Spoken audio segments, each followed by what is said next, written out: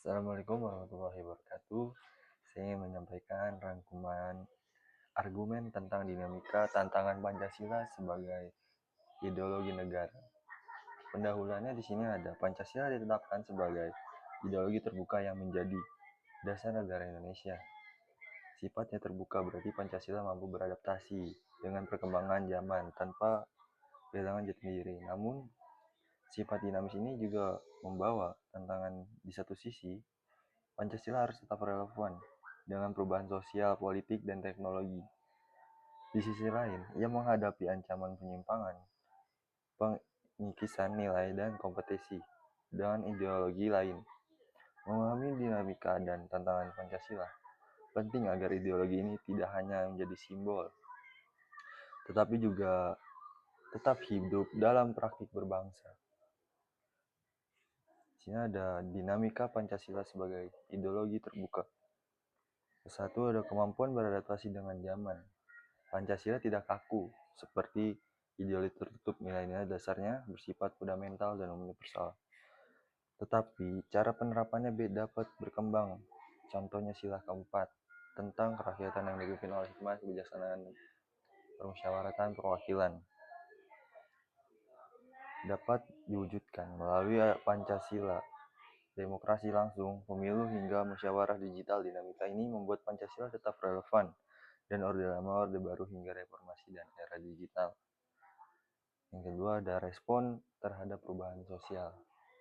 Perubahan struktur masyarakat Indonesia dari agraris ke industri digital menuntut penafsiran baru terhadap sila kelima tentang keadilan sosial. Isu penimpangan ekonomi, urbanisasi, dan ekonomi digital menuntut kebijakan yang menjamin pemerataan tanpa menghilangkan semangat juang gotong royong. Pancasila memberikan kerangka moral untuk menjawab persoalan ini. Ketiga, peran dalam politik luar negeri.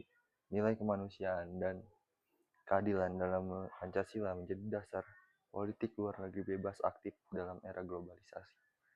Pancasila memberi identitas Indonesia di forum internasional, terutama dalam isu HAM, perdamaian, dan kerjasama Selatan-Selatan. Yang kedua itu ada tantangan internal terhadap Pancasila. A. Erosi pemahaman dan pengalaman. Tantangan utama adalah ketika masyarakat hanya hafal sila tetapi tidak mengamalkan. Pendidikan Pancasila yang cenderung hafalan membuat nilainya terasa abstrak. Akibatnya muncul apatisme, individualisme, dan lemahnya gotong royong, terutama pada generasi muda. B. Ada korupsi dan ketidakadilan. Praktik korupsi, nepotisme, dan penyalahgunaan kekuasaan bertentangan dengan sila kedua dan kelima. Keadilan sosial tidak dirasakan. Kepercayaan publik terhadap negara melemah. Kondisi ini membuka ruang bagi ketidakpuasan dan radikalisme. C. Konflik SARA dan toleransi. Kemajuan Indonesia menjadi kekuatan sekaligus ujian. Ada berupa hoaks, ujaran-ujian, dan politik identitas sering memecah belah masyarakat. Di sini ada sila ketiga, menuntut persatuan, tetapi ruang di digital mempercepat penyebaran konflik dan memperparah konflik.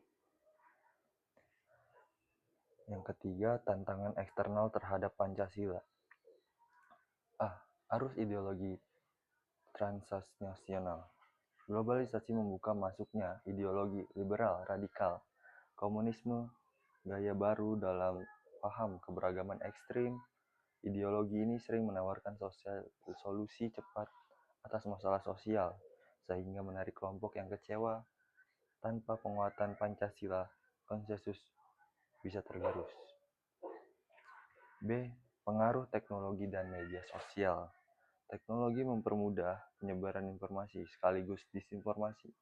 Algoritma media sosial memperkuat polarisasi dan membuat budaya debat kusir serta cancel culture, menggeser nilai musyawarah dan toleransi. Ada C. Tekanan ekonomi global.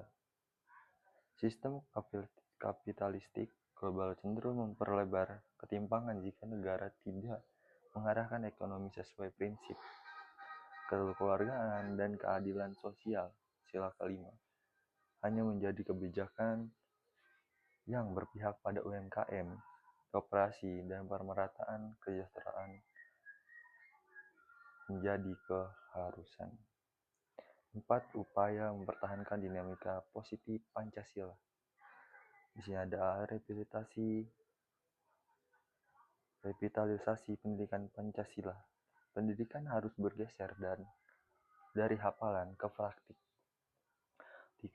Diskusi khusus, proyek sosial, dan keteladanan guru membuat nilai Pancasila hidup dalam diri siswa. B. Penegakan hukum dan keadilan. Negara harus hadir, menindak korupsi dan ketidakadilan tanpa pandang bulu. Penegakan hukum yang konsisten memperkuat legitimasi Pancasila sebagai dasar negara. Penguatan ruang publik digital. Pemerintah, masyarakat sipil, dan platform digital perlu kerjasama menciptakan ruang diskusi yang sehat. Literasi digital berbasis nilai Pancasila dapat menjadi filter terhadap hoax dan ujaran kebencian. D. Keteladanan pemimpin. Pancasila tidak hidup jika pemimpin tidak mencontohkan integritas, transparansi, dan keberpihak pada rakyat dalam wujud nyata pengalaman sila-sila Pancasila. Penutup. Dinamika Pancasila menunjukkan bahwa ideologi ini terus berproses sesuai zaman. Namun, proses itu membawa tantangan internal berupa erosi nilai dan ketidakadilan serta tantangan eksternal berupa ideologi transnasional dan tekanan global. Akibat kunci menghadapi tantangan adalah konsistensi pengalaman. Jika setiap warga negara menjadikan nilai Pancasila sebagai pedoman berpikir dan bertindak, maka Pancasila akan tetap menjadi jiwa bangsa Indonesia yang hidup dan berkembang. Terima kasih. Assalamualaikum warahmatullahi wabarakatuh.